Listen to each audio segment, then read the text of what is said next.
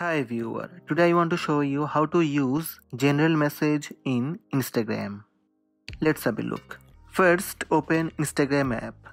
Tap inbox icon on top right.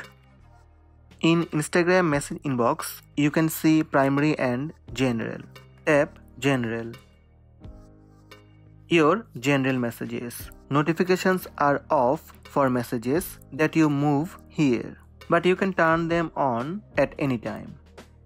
Go back to primary. You can move any conversation to general. Just slide right to left on conversation, then tap general. Conversation moved to general. Go back to general. Here you can see general messages. Another way, you can move any conversation to general. Tap on person ID name.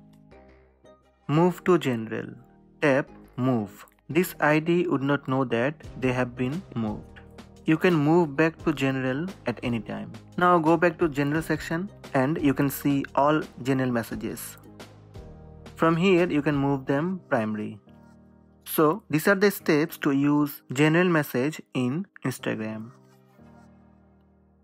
Hope this video helped you. Please subscribe my channel by tap subscribe button. Also tap the bell icon to receive notifications about all new videos.